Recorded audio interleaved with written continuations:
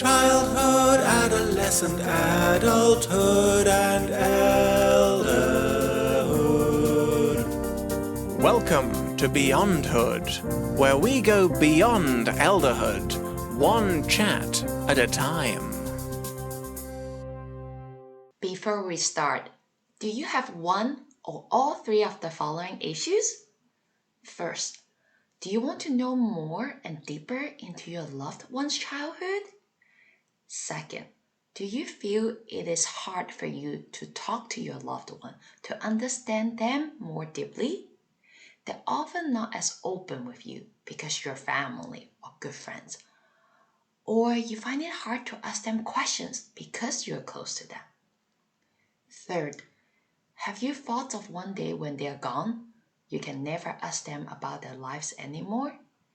If any of the above comes to mind, our Record Life Story service is your solution. Listen to this episode and see how we can weave a story for your loved one and create this legacy for you and your loved ones. Contact me. My contact info is in the show notes. Hello everyone! 2 weeks ago, I announced that we will do 2 episodes per month instead of 1. I also want to try something new based on your comments. Beyondhood is about recording life story for older adults so that they can share their life experience and wisdom with different generations in the world. At the same time, Beyondhood is about using storytelling as a tool to connect generations together. I want to try something new. We will do our regular episode of a Beyonder, and the other episode will focus on the art of storytelling. Could be life story from a younger generation or explore different storytelling technique so that we can remember the art and essence of what makes us human, the ability to communicate and tell stories. The Beyond Your Pocket is about your story. So please share in comments or direct message me what would you like to hear about the art of storytelling. For this week, I invited Jenny Curran, who is a master of storytelling and has so many fascinating life stories. She also has a podcast called The Heart Lounge, which guess what? It's about her and her friend making you feel better about your own life by sharing their funny, tragic stories. I met Jenny in 2021 during my self exploring trip in South and East Africa. We joined the 2 month overland driving trip that started in South Africa to Namibia, all across Africa, ended in Rwanda. We camped everywhere and drove across with an overland adventure vehicle for 55 days, which we call Landos. Think of it as an expedition big truck that is custom made for driving across Africa.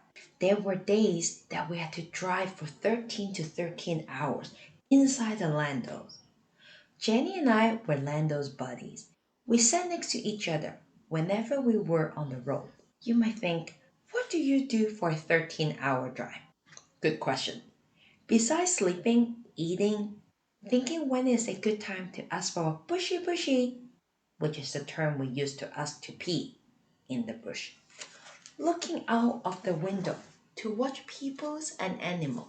There's no Wi-Fi or internet in Nando. So you do a lot of storytelling and talking with each other. Jenny was my Lando buddy for the second legs of the trip.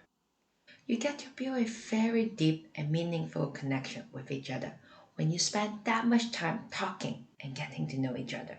Welcome, Jenny, to the Beyondhood podcast.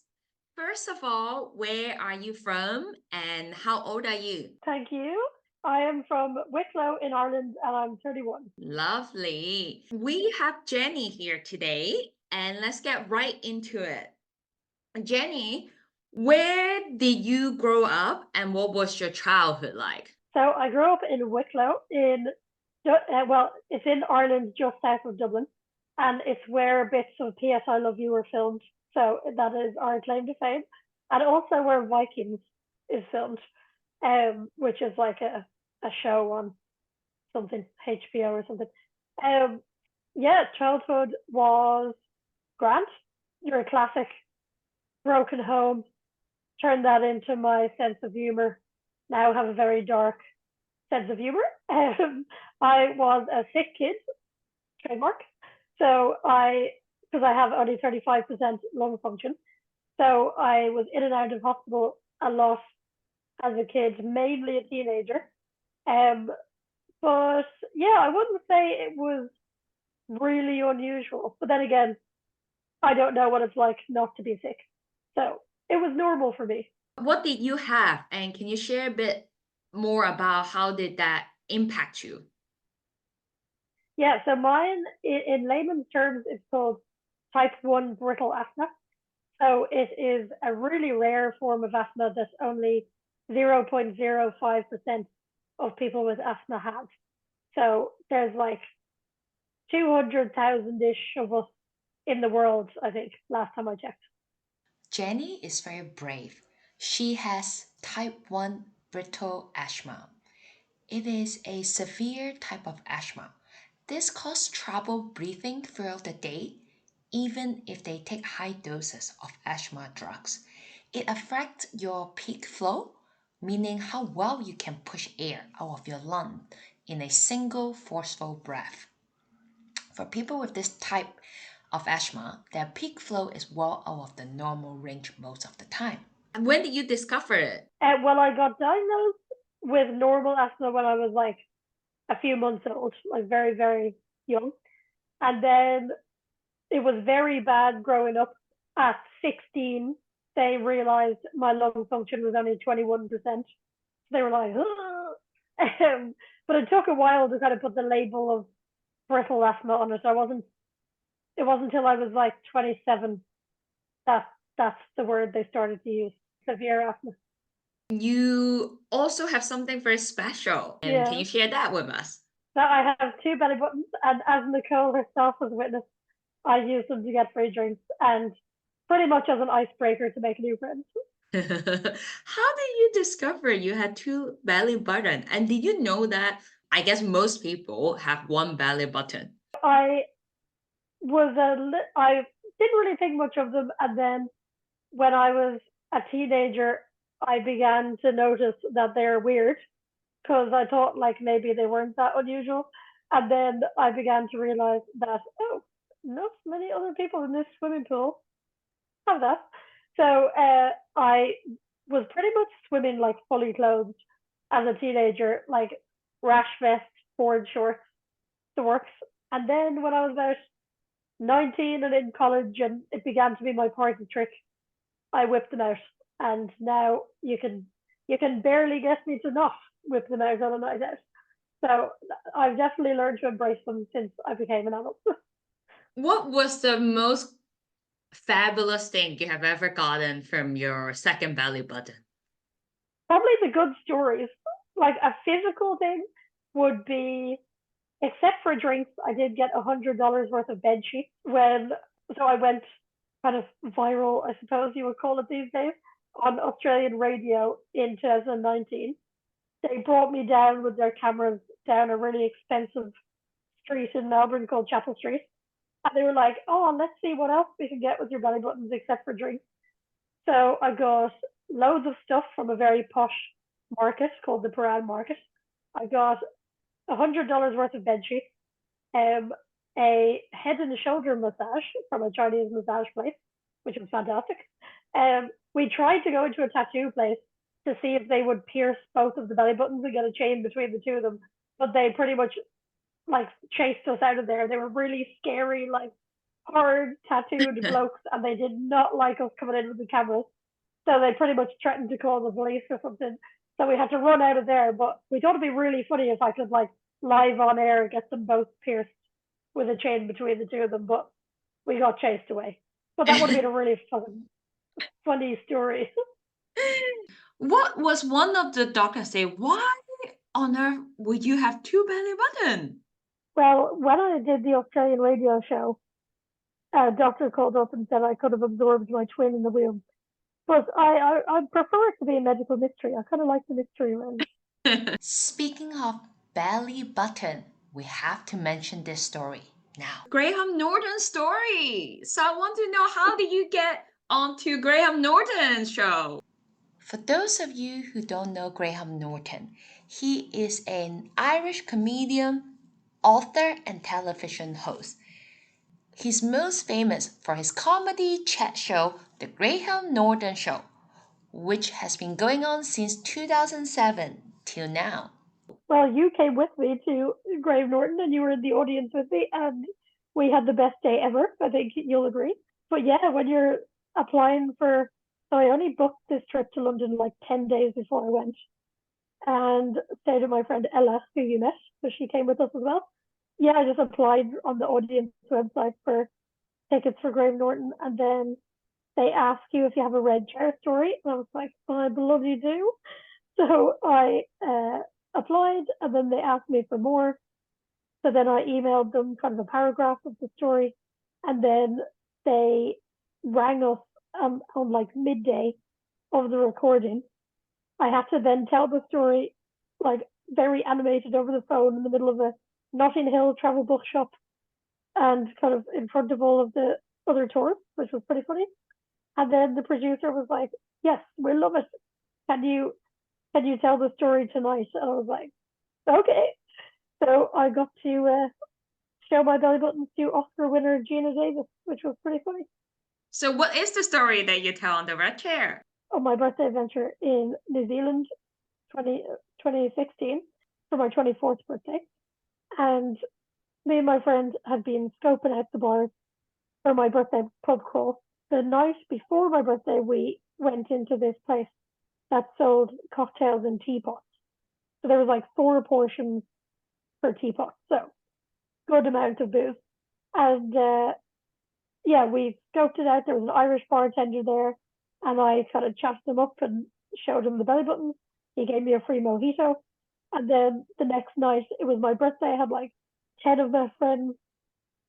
Kind of, I was like the mother duck, and they were like little ducklings behind me. And I was like, "Oh, Peter, it's my birthday. Like, I know I've already shown you the buttons, but please, like, it's my birthday. Let's do this." He was like, "Hold on a second. Wait there." So I was like, "Oh, of course I will." So he brought over a fellow bartender, and he was like, "Oh, this is the girl I've been telling you about." I was like, "Peter, you talking about me?" And he was like, "Okay, we got a proposition for you." I was like, "Yeah, okay, what is it?" He was like, "We've got a colleague that is terrified of belly buttons. If you show your belly buttons to our colleague, we will give you free teapots for the rest of the night." As I say, teapot is equals like 4 drinks. So happy days. So they brought me over to the side of the bar, and she was about to leave. She had a backpack on and everything. And they were like, "Oh, let's call her Sarah. Oh, Sarah, this is our friend Jenny." And she was like, "Oh, hi, nice to meet you." So like all nice at first. And then she was just about to leave, but they pulled her back and like held her by the shoulders so she couldn't move. And they were like, "Go, go, go," to me.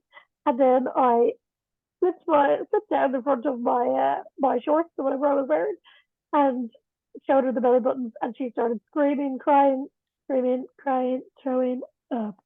And yeah, screaming, crying, ran out of there. The 2 evil bartenders gave me a high five and told me to go sit down. They would bring over the teapots, and they brought over one of each of the teapots on the menu, pretty much. So a lot of teapots, and it was amazing. Probably one of the best birthday nights out, or one of the best nights out on the belly button in general that I've had. So I told that to Graham Norton, and I think he'll agree that he appreciated the story, and now we're besties, even though we haven't spoken since then. But in my head, we're besties. Yeah, well, we cannot end without understanding.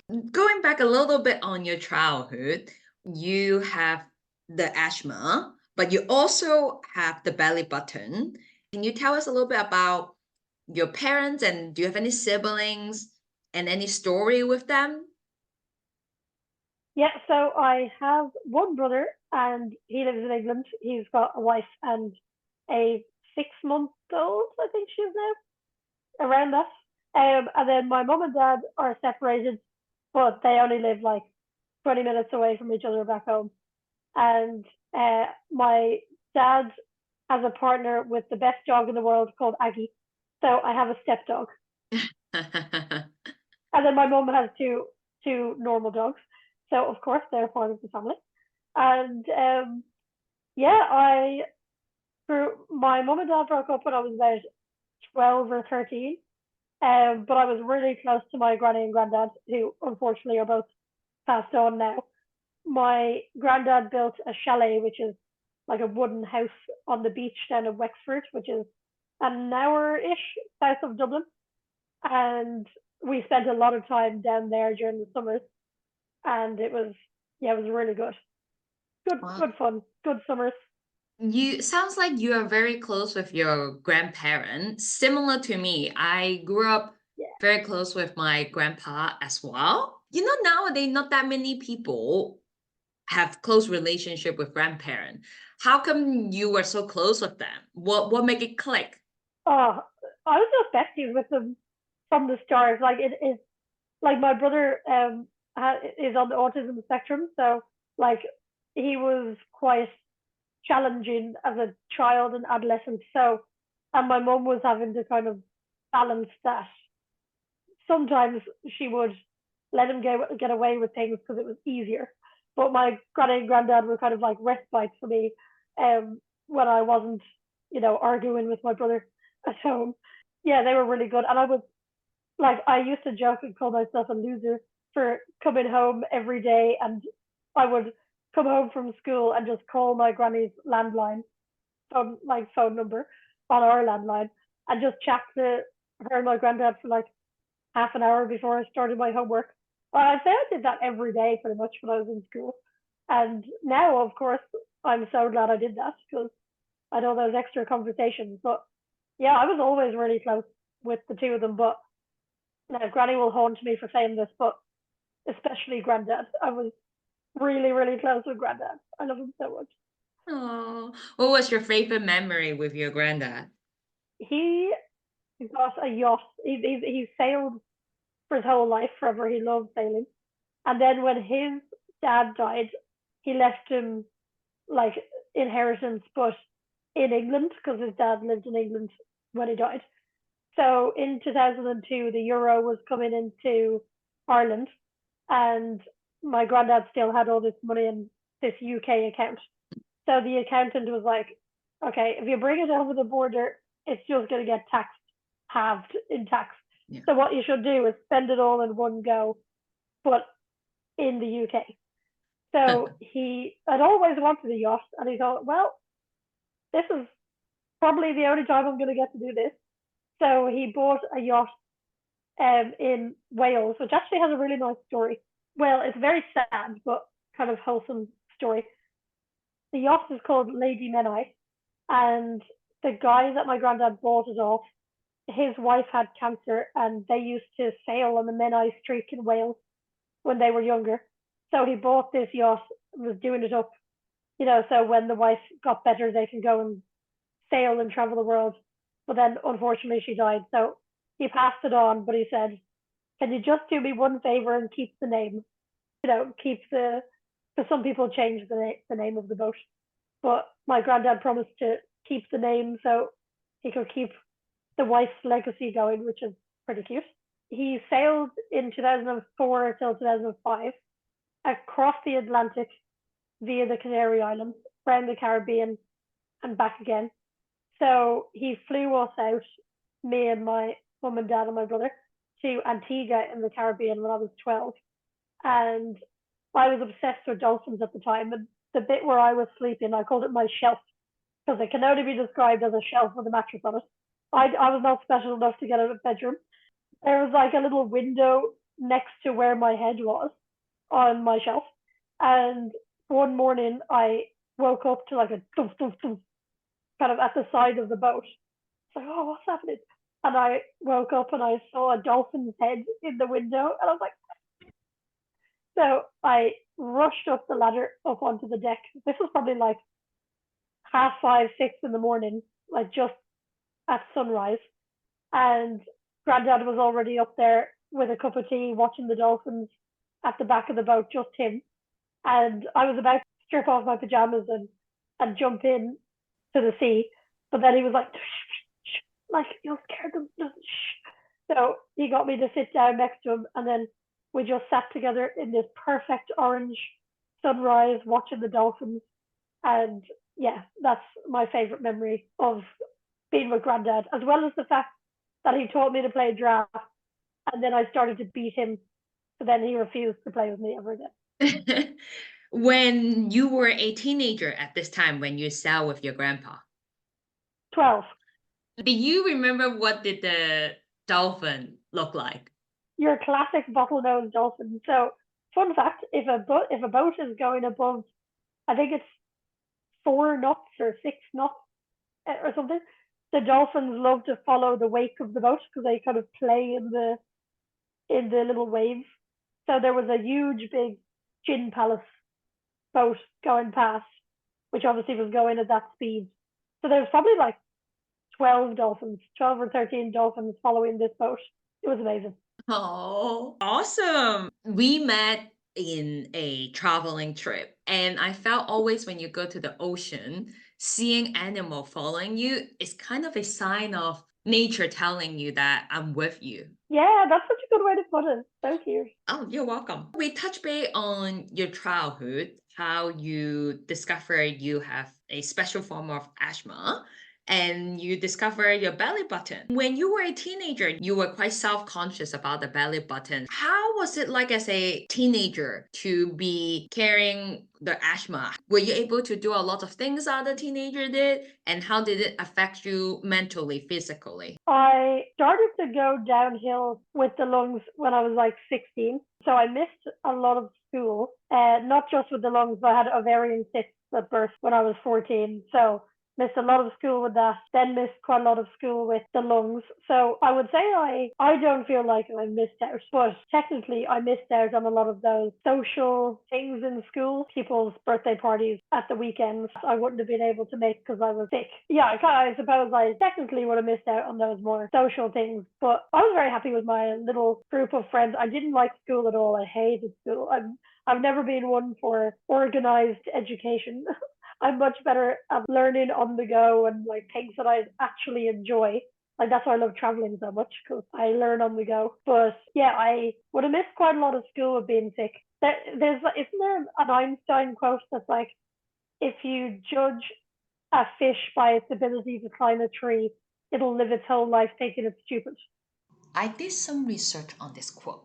The full quote is: everybody is a genius, but if you judge a fish by its ability to climb a tree, it will live its whole life believing that it is stupid. However, the internet has a debate on, did it really come from Einstein?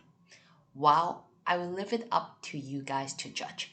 But we should definitely believe each person is unique and each one has its own strength. So we shouldn't judge people by our own measurement. So that's kind of how I feel like school was for me. Like I I wasn't sporty because of my lungs. I couldn't do very much cardio. So my PE teacher always let me know that I was, not good at sports, but I didn't really care because I knew that I had other sports outside of school that I enjoyed, like swimming. Yeah, I was never very academic. I loved home ec and art because that was more practical, like cooking and painting. I was definitely the fish that was asked to climb a tree in school, I think. Oh, that's such a good metaphor. If you are judging someone on what they are improving or not really good at, then they will never be able to shine. When you said that you were never into organization education, what was your favorite book or movie as a teenager? Ooh, well, this probably says a lot about me, but I loved Jacqueline Wilson books. For those of you who don't know Jacqueline Wilson, she is an English novelist known for her popular children's literature. She has written over 100 books since her debut novel in 1969.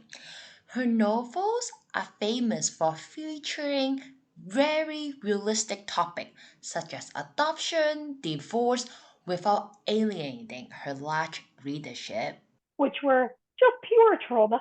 All of them were about kids from broken homes, with chronic illnesses, with very dodgy romances, with abuse. Like, all of Jacqueline Wilson's books are so heavy, but I bloody loved Jacqueline Wilson's books. So I think maybe that said a lot about me, that I was like, oh, you guys have trauma too, me too. But I didn't think of myself as like a trauma ridden person, but maybe on some sort of level I did. Where have you lived in your adulthood? Where did you go to college? I went to college in Dublin. All of the things that made me weird in school made me interested in college. It was crazy. Like, over the course of a summer, I was kind of like a bit of an outcast in school and then a legend in college. I really thrived. I think my confidence went up quite a lot in college because my classmates there were just absolute legends. Still good friends with quite a few of them. What made it different? You were still you, or did you change? Exactly, but I think, no, I've always been very unapologetically myself. Like, I've never really changed. I've always had this kind of like loud, kind of extroverted personality, but that doesn't really go down well with judgmental teenagers. But then once you become an adult, people are like, oh, that's so funny, and like, we can use that quirk at the pub to, either use as an icebreaker or free drinks, or so. Yeah, I think I just got accepted by my college friends, and then thankfully I haven't really had many problems making friends since then, because I've embraced the buttons, I've embraced all the other weird stuff that I have going on. So yeah, I thank my college friends for, allowing me to be myself. Then I got sick, really badly sick, when I was 19, so I had to drop out of college, unfortunately. But then, so I had two major lung collapses within the space of 6 months. So one was in November, one was in April. I had to drop out of college in that time. And the second lung collapse was much worse, and I had to use a wheelchair for 6 months. I had to sleep downstairs because I couldn't get up the stairs to go to my room. We had to go for showers in other people's houses because we only had the shower upstairs. It was a rough time. So me and my granny and granddad, who kind of had the money, and my mum sat down and we were like, okay, if this experience has taught us anything, it's that we need to live in the now and just kind of do the things that I want to be able to do now, and not in the future that we might not have. The power of now. This is one of the major reasons why I wanted Jenny to come to Beyondhood, because she reminded us what is important is now, not the past, not the future, it's right now. This is the only time we have. So I always wanted to be a pastry chef, which is now a regret. But at the time, I thought that was a fantastic idea. So my granny and granddad very graciously paid for me to go to cookery school in Cork, which is like down south in Ireland, called Ballymaloe. And it's like a really amazing cookery school. So I went there to train as a chef, and then 21 then. And then I moved to France to do a ski season. So I was like a private chef in a ski chalet, which was so much fun. Then I went to London and I was head pastry chef in a restaurant in Chiswick. What was it like as a chef in London? Because I know you didn't just take the bus or the tube. You used very special transportation. Yeah, so it was a rough, to say the least. I was working 80 hours a week and I was getting 20 grand a year salary. So it worked out to like £4 an hour altogether, because it was so taxing on my poor little body. I lived in Burns, which is southwest, and then I worked in Chiswick, which is West London. So I had to take two buses and change at Hammersmith. But often I would miss the last bus to Hammersmith from Chiswick because it stopped at midnight and I would be finished after midnight. So I thought, okay, I'm not going to pay for taxis because I don't have the money. So I got my mum to post me over my rollerblades that I'd had since I was a teenager. And she did. And then I started skating to the Hammersmith bus stop and getting the bus the rest of the way home. And then one night I was like, actually, these endorphins are really good after a long, hard day at work. I should just skate all the way home. So then I started to take the bus to work, but then skate all the way home in the evening. And it was such a good way to just relax and kind of get my mind off the day. And then that kind of started my skating career, if you will, of traveling around the world skating. And I did the Berlin Marathon on my rollerblades in 2017. And pretty much all of my friends from Melbourne originated from the skating community. Yes, thank you, London, for that, but not thanks for all of the stress. Well, this is when you can tell your PE teacher you actually are very good at a sport, roller skate. Funny you should say that, because I actually bumped into him at the pub the week after I did the Berlin Marathon, and it was like one of those like Notting Hill moments where I was able to go up to him and be like, "Hey, you said I was terrible at all sports. Well, turns out I just did 42 kilometers on my rollerblades." And in fairness to him, like we had a bit of banter about it. We're both adults, but honestly, it was so good to be able to be like, "Hey, you, rub this in your face." It was such a serendipitous moment. I was like, "Oh my god, this is so good." And then I moved to Sydney, then I moved to Melbourne, and then I've stayed in Melbourne since then. So I've been in Australia for almost 9 years now. I know you do another very special sport as well. Can you share a little bit about that sport? What was it like? How did you get into that sport with us? So I also do flying trapeze, which is next to skating my favorite thing in the world. It's so good. I think maybe I was a bird in a previous life, so skating is kind of similar to flying trapeze. For those of you who don't know, just like when Jenny told me, the flying trapeze is a special form of the trapeze in which a performer jumps from a platform with the trapeze so that gravity makes the trapeze swing. The performance was invented in 1859 by a Frenchman. Is literally flying. And I love swimming as well, which is you're floating. So I think maybe, yeah, I used to be a bird. But yeah, I started flying trapeze summer 2020 when we had like the little break in COVID. And then I did it in Ireland because I got stuck in Ireland over COVID. 2020, 2021, 2022, just before we went to Africa. And then I came back to Melbourne and then I did it here. And then I went to a trapeze camp in Berlin last summer. So yeah, I just kept it up and I'm not very good at it, but I love it so much. I don't think you have to be good at something to love it. That's a real kind of thing that I go by. Maybe in a weird way my PE teacher taught me that. Well, I love the way you always see positive in things. We met in traveling. How did you start your first big travel that you came up with your birthday tradition every year? Because that kind of lead to obviously down year forward how we met. So as I said, I was very, very sick when I was 19 and 20, and there was times where I was like, I don't know if I'm going to see 21. So when I started to get better, when I was 20, my 21st was in August. So January 2013, I was like, okay, I need to book a big trip for my birthday, and then it'll give me motivation to really like work to get better. You know, a lot of mental willpower. I booked the trip even though I was still in a wheelchair. I was not able to get up the stairs. I booked the trip in the January, and then I just worked really hard to be ready for it for the August. And it was such a celebration of life. When you were at the hospital, do you think making that decision on a trip pushed you to get better? I know it doesn't make any sense. The doctor would probably be like, no, it's just coincidence. But I had something to really like. I was a very stubborn personality. So I was going whether I was in a wheelchair or not in my eyes.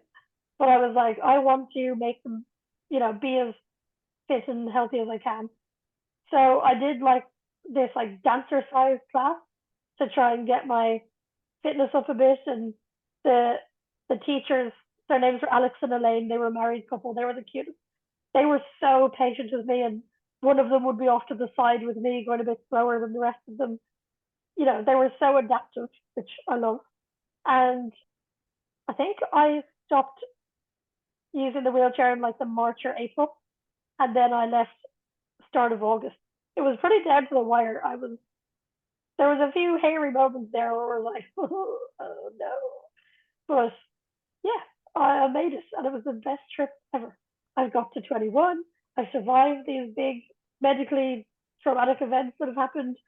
I'll definitely have more, but like right now, yes, I'm living. Like, this is amazing. So then I decided, why not make it birthday tradition?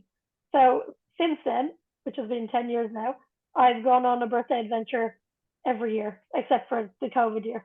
So where have you been? So 21 was Costa Rica, 22 was Australia, because I lived in London at the time. So I hadn't been here yet. 23 was Bali, 24 New Zealand, 25 Berlin, 26 I was stuck in Australia, so couldn't leave the country because I was waiting for my visa. So I went to a dingo sanctuary and I got to cuddle all the dingo pups with them. So cute. 27, again, still stuck in the country, so I went to see Hugh Jackman sing Greatest Showman songs in Melbourne, which was amazing. 28 was the COVID year, so I just had a few of my friends down to the chalet, Grandad's Beach House. 29 was the Edinburgh Fringe Festival. For those of you who have been listening to my podcast, remember Pick of the Fringe. This is our number 6 Beyonder, Liz Bolton. She and her team started the Pick of the Fringe at the Fringe Festival. If you haven't listened to her episode, go back to number 6, Liz Bolton. Value your self-worth. Learn to say no. 30 was the big Africa trip where I met you. And 31 was the Mamma Mia island in Greece, where Mamma Mia was filmed.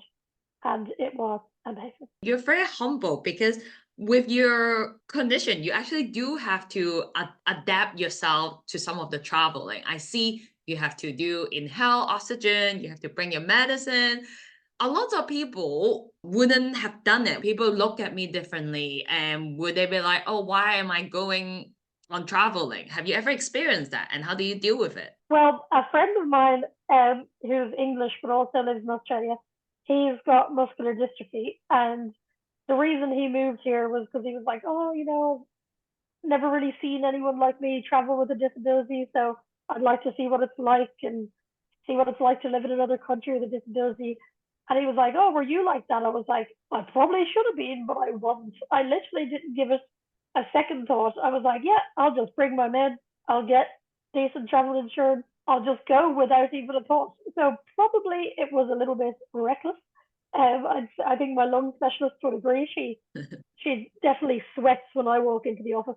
She's like, what is this woman going to ask me to do or going to ask me to sign off on next? I think blissful ignorance is the answer to that. I just kind of go. I don't really think much about it. I just take all my meds and hop on a plane and hope for the best. Now you know who Jenny is. We talk about her childhood, her disability, all the way up to how she overcome her disability to go on her big trip. Stay tuned. We divided this episode into 2 parts. Come back in 2 weeks and you will find out more of her story. You wouldn't want to miss her travel curse. What was her encounter with the witch in Malawi was like? And what does she think about her elderhood and her beyondhood when she get there? Stay tuned. See you in 2 weeks. Thank you. Before you leave, if you love this episode, please stay tuned for our next one. If you haven't done so, please follow Beyondhood in your favorite podcast listening app. Or you can follow us on Instagram, Facebook, and LinkedIn. If you found this conversation inspirational or interesting or valuable, chances are you did, since you're still listening. Would you do me a personal favor, a 6-second favor? Share it on your social, email, or tell a friend. Tell a person you know who can benefit from this conversation, who you think will be inspired by our Beyonder, who is navigating how to age with grace and motivation so that they can join and be part of our mission. You guys can discuss. When a podcast becomes a chat becomes an action. Then we're closer to create an intergenerational community through one chat at a time. Lastly, if you love this episode, please support by being a member of the podcast so that I can keep looking for new Beyonder and continue the show. Childhood, adolescent, adulthood, and